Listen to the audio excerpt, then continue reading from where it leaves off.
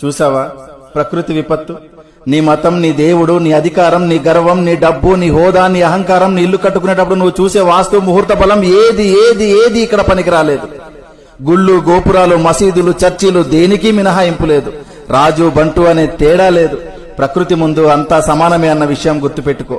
వాస్తవానికి ఒక పేదవాడు ఇల్లు కూలితే మహా అయితే చిన్న చిన్న గాయాలు మాత్రమే. అదే ధనవంతుడు ఇల్లు కూలితే కనీసం శవం కూడా దొరకదు. ఇది గుర్తుపెట్టుకో. గట్టిగా బతికితే మహా అయితే 100 ఏళ్లు, అందులో రాత్రి రూపంలో 50 ఏళ్లు పోతుంది. మిగిలిన 50 ఏళ్లలో ఏమీ తెలియని పసితనం అంటే బాల్యంలో 10 ఏళ్లు గడిచిపోతుంది. మిగిలిన 40 ఏళ్లలో చిట్ట చివరి వృద్ధాప్యంలో దినదిన గండంగా 5 ఏళ్లు గడిచిపోతుంది. ఇంకా నీ కోసం మిగిలింది కేవలం 35 ఏళ్లు మాత్రమే. ఈ 35 ఏళ్లలోనే నీ చదువు, నీ సంపాదన, నీ కుటుంబ బాధ్యత, బంధాలు, బంధుత్వాలు అన్నీ చూసుకోవాలి. కాబట్టి జీవితం చాలా చిన్నది. ఇది తెలియక కులాలు, మతాలు, పార్టీలు అనే పగలు ప్రతీకారాలతో రగిలిపోతున్నారు. ఇది వద్దు. సాధ్యమైనంత వరకు నీ శక్తి మేరకు నీ సమాజానికి నీకు గుర్తుగా ఏదో ఒక మంచి పని చేసే వెళ్ళిపోదాం.